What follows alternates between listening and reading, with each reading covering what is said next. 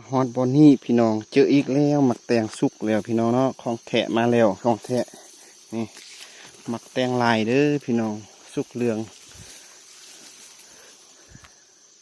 หน่วยจังซี่หั่นล่ะพี่น้องที่ว่าเราต้องการนะเอาเนาะพี่น้องตอนนี้ก็ได้มาฮอดบอนที่ว่ามีมักแตงแล้วเนาะพี่น้องแต่ว่าบ่ฮู้ว่ามันจะสุกหรือบ่เนาะเราจะมาจับเบิ่งเนาะเราจะมาจับเบิ่งเนาะคันว่ามันสุกมันจะมีลักษณะที่ว่าอ่อนนุ่มเนาะอันนี้ก็สุกแล้วเนาะพี่น้องเราก็สิปิดเอาเลยพี่น้องยังเด็กอะเบิ่งน้ำกันเลยพี่น้องนี่ใส่มักแตงหน่วยสุกพี่น้อง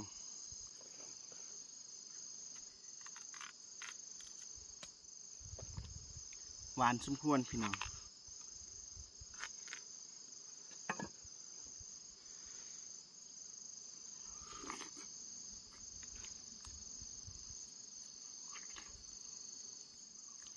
อันนี้เนาะพี่น้องก็คือหน่วยมักแตงที่ว่าเราพากินเมื่อกี้ก็คือว่าหวานสมควรทั้งหวานทั้งมันพี่น้องเนาะกราบทักทายสบายดีและสวัสดีครับพ่อแม่พี่น้องเนาะบอกว่าจะอยู่ในหรือว่าต่างประเทศเนาะก็ขอต้อนรับพี่น้องทุกคู่ทุกคนเนาะเข้าสู่ซองของบ่าวแพงเราเนื้ออีกคือเก่าคือเดิมพี่น้องเนาะมื้อนี้มาพอกับบ่าวแพงกะสิพาพี่น้อง FC เฮาเนาะทางบ้านไปเอามักแตงอยู่ในให้พี่น้องเพราะว่าเฮากะหลังจากที่ว่าเฮาเสียหญ้าก็เป็นเวลาเกือบอาทิตย์กว่าแล้วเนาะเฮากำบ่ได้ไปเยี่ยมไปยามไปเบิ่งเนาะตอนนี้กะสิพาพี่น้องเฮาเนาะไปเยี่ยมไปยามไปเบิ่งไปซอกเอามักแตงเนาะเพราะว่ามักแตงช่วงนั้นช่วงเฮาเสียหญ้ามันยังบ่สุกเทื่อเนาะแต่ว่าตอนนี้มันก็น่าจะสุกแล้วเนาะพี่น้องเอาเป็นว่าเส้นทางที่ว่าเฮาสิไปสิเป็นจังใดกะสิพาพี่น้อง FC เฮาไปเบิ่งน้ำกันเลยพี่น้อง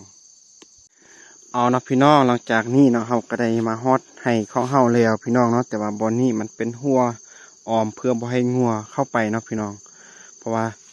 ทางฝากนี่พี่น้องเขาเจ้าก็เอางัวมาปล่อยไว้เนาะบอนที่ว่าเขาเจ้าฮักซาลีแล้วเนาะมันมีหญ้าเขาเจ้าก็เอางัวมาปล่อยแล้วก็ออมหัวรัดบอนนี้เนาะเพื่อบ่ให้งัวจำพวกนี้มากินข้าวอยู่ในให้ของบ่าวแพงเนาะพี่น้องบ่าวแพงก็สิเอารถจอดบนนี้เนาะแล้วก็สิย่างเข้าไปเลยเนาะพี่น้องย่างข้ามหัวนี่เข้าไปก็สิเป็นให้บอนที่ว่าบ่าวแพงกับครอบครัวเนาะได้เฮ็ดให้ปลูกข้าวพี่น้องสังเกตเบิ่งเข้าให้ก็เริ่มสุกแล้วพี่น้องแต่ว่าต้นมันลบมายุ่งมะยะเลยพี่น้องเพราะว่าช่วง2-3 มื้อที่ผ่านมาฝนก็ตกพี่น้องฝนตกทุกมื้อเลยเขาก็สิคอยยับต้นข้าวเนาะให้มันออกนอกทางเนาะพี่น้องเพราะว่าเป็นทางที่ว่าเขาไปย่างมาแถวนี้ยานเขาสีเงียบเนาะยานเขามันสิล่นพี่น้องเขาก็สุกคันว่าฝนบ่ตกเขาน่าจะเกี่ยวแล้วเนาะแต่ว่าเนื่องจากฝนตกพี่น้องเขากับเลยบ่ได้เกี่ยวไว้รอทามือใดแดดออกเขาจึงสิเริ่มเกี่ยว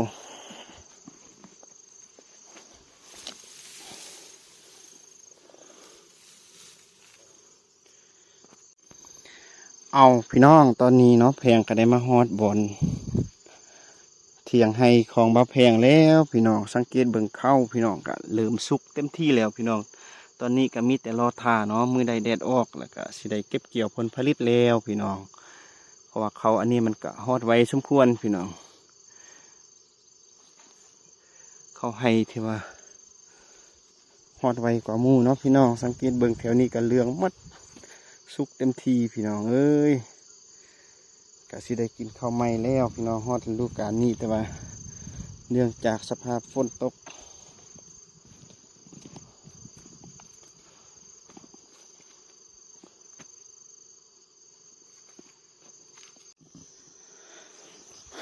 เอาเนาะพี่น้องตอนนี้สังเกตเบิ่งเข้ากะเริ่มแห้งเริ่มล่มหมดแล้วพี่น้องแถวนี้ป้าเริ่มมายุมะยะแล้วเนาะเขากะเกี่ยวกะคือสิลำบากอีดีพี่น้อง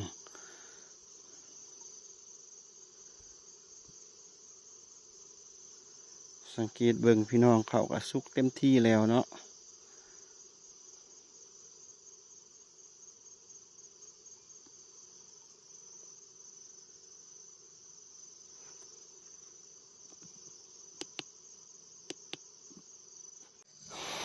เอาเนาะ ะพี่น้องบอนนี้ก็จะให้พี่น้อง FC เฮาได้เบิ่งเนาะเขามันมี2ชนิดเนาะเขาที่ว่าเขาปลูกใส่อันนึงมันเริ่มสุกแล้วเนาะพี่น้องสังเกตเบิ่งมันก็สีเหลืองแล้วเนาะออกลักษณะเป็นสีเหลืองแต่ว่า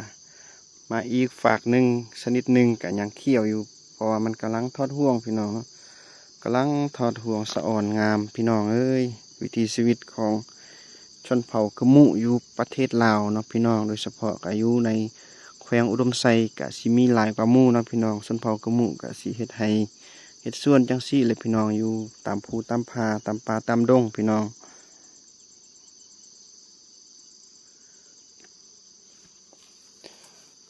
แล้วก็ตอนนี้เนาะแพงกะสิเข้าไปอยู่ในไห้เลยพี่น้องเพื่อไปซอกหามักตอกมักแตงพี่น้องแล้วก็สิให้พี่น้อง FC เฮาเนาะได้สังเกตเบิ่งภาพบรรยากาศอยู่ในไห้ในสวนจังซี่หั่นล่ะพี่น้องเอ้ยเขาก็กำลังทอดห่วงงามๆอีกบ่ดนเนาะก็สิฮอดฤดูที่ว่าเก็บเกี่ยวผลผลิต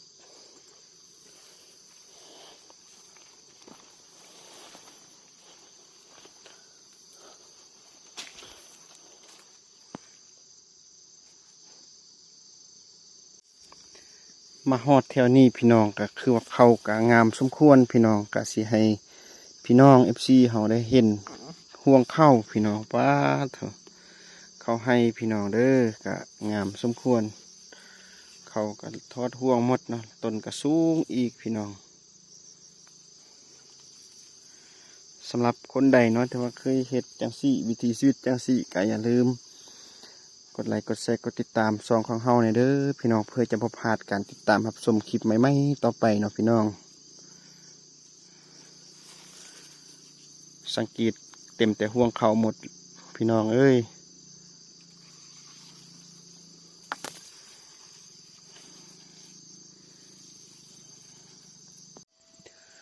เอาเนาะพี่น้องตอนนี้ก็ได้มาฮอดบอนที่ว่ามีมักแตงแล้วเนาะพี่น้องแต่ว่าบ่ฮู้ว่ามันจะสุกหรือบ่เนาะเฮาจะมาจับเบิ่งเนาะ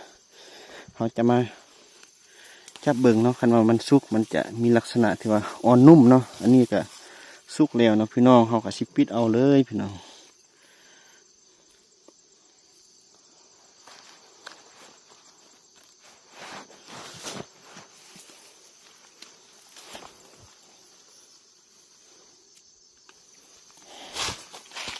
มาฮอดบอนนี้อีกพี่น้องสังเกตเบิ่งก็สิมีอยู่2หน่วยเนาะแต่ว่าเฮาจะมาจับเบิ่งมันคือสิหน่วยนี้น่าจะสุกแล้วเนาะพี่น้องสุกแล้วบ่สุกเนาะเฮาก็สิบ่เอาเถื่อเนาะเพราะว่ามันยังบ่สุกดีเนาะเฮาก็สิเอาหญ้ามาปกไว้เพื่อบ่ให้คนอื่นมาเห็นแล้วก็มาลักเอาเนาะ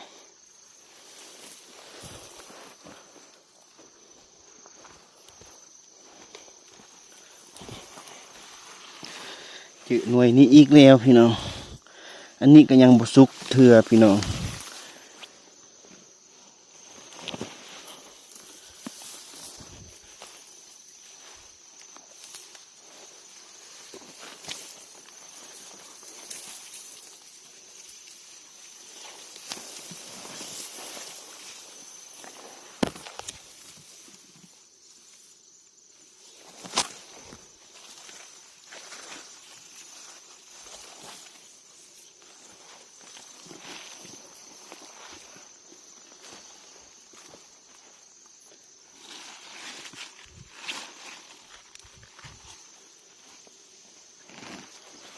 ส่วนลายมันยังบ่สุกเนาะพี่น้อง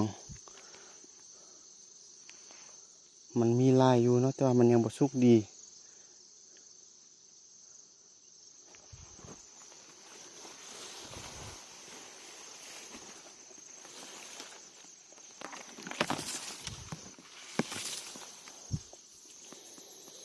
เดี๋ยวเราจะเก็บเอาหมากกระดอมพี่น้องเนาะเพราะว่าเวลาเราไปให้ไปส่วนเห็นอีหยังที่ว่าเป็นตากินเราก็สิเก็บไปเลยเนาะพี่น้อง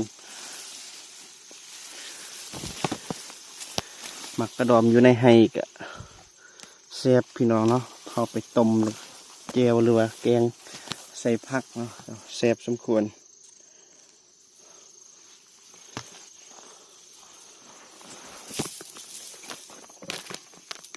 มาฮอดบอนนี่พี่น้องเจออีกแล้วหมักแตงสุกแล้วพี่น้องเนาะของแทะมาแล้วของแทะนี่ มักแตงลายเด้อพี่น้องสุกเหลืองหน่วยจังซี่หั่นล่ะพี่น้องที่ว่าเราต้องการหั่นนะอยู่เทิงก็มีอีกหน่วยหนึงพี่น้องมีลักษณะที่ว่าหอมสมควรพี่น้องอันนี้ก็อีกหน่วยหนึงนะพี่น้อง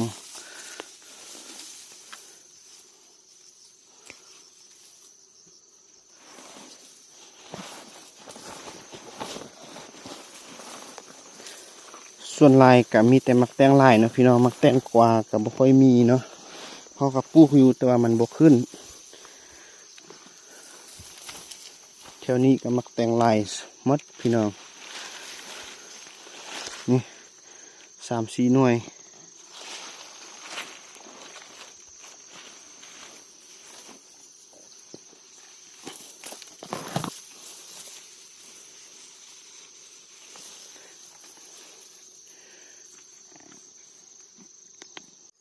เอาเนาะพี่น้องตอนนี้เนาะเฮาก็สิให้พี่น้อง FC เฮาได้เบิ่งเนาะผลงานที่ว่าเฮาได้ในมื้อนี้เนาะสิได้อิหยังแดก็เบิ่งนํกันเลยเนาะพี่น้อง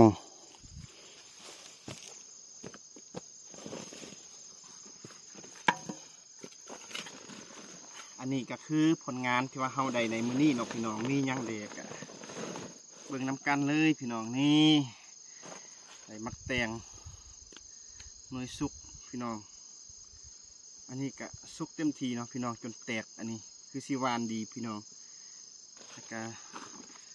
อันนี้ก็คือมักแตงคือกันพี่น้องมักแตงตระกูลมักแตงลายแต่หักเป็นสีขาวเนาะพี่น้อง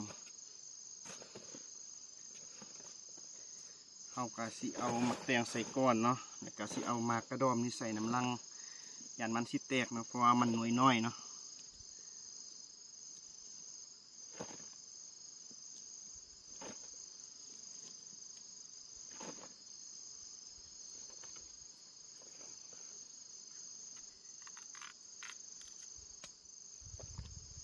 หวานสมควรพี่น้อง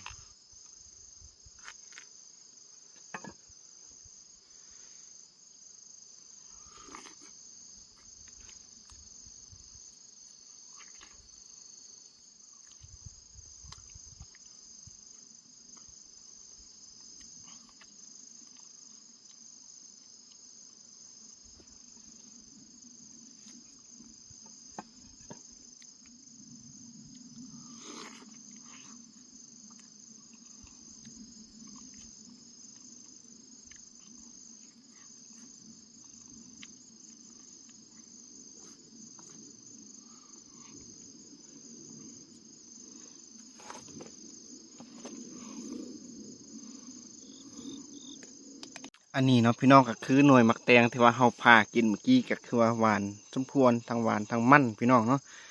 ตระกูลแตงลายคือกันเนาะแต่ว่าหากเป็นชนิดที่ว่าสีข้าวเนาะพี่น้องใครคือกับหมากหน่วยเบลอนเนาะแต่ว่าเป็นมักแตงอยู่ในไฮของบ้านเฮาเด้อพี่น้องสังเกตเบิ่งเนาะหน่วยทางในมันแดงๆกินกับแสบสมควรพี่น้องเนาะวิถีชีวิตที่ว่าอยู่ง่ายกินง่ายพี่น้องเนาะเฮ็ดไร่เฮ็ดนาเฮ็ดหัวเฮ็ดสวนกะไม่มักต่อมักแตงกินจังซี่หั่นล่ะพี่น้องเอ้ยเอาเนาะพี่น้องดังที่บอกแพงได้ให้พี่น้อง FC เฮาได้เบิ่งเนาะผลงานที่ว่าเฮาให้เฮาหามาได้ในมื้อนี้เนาะพี่น้องก็คือได้มักแตงหน่วยใหญ่จังซี่หั่นล่ะพี่น้องแล้วก็ได้มักกระดอมเนาะมักกระดอมเฮาก็สิแกงใส่หน่อไม้ก็แซ่บแกงใส่ผักก็แซ่บเนาะพี่น้องเป็นมักไม้ที่ว่ามีรสชาติหวานเนาะเวลาเฮาแกงสดน้ำมันสิออกหวานแซ่บหน่อยนึงพี่น้องเนาะ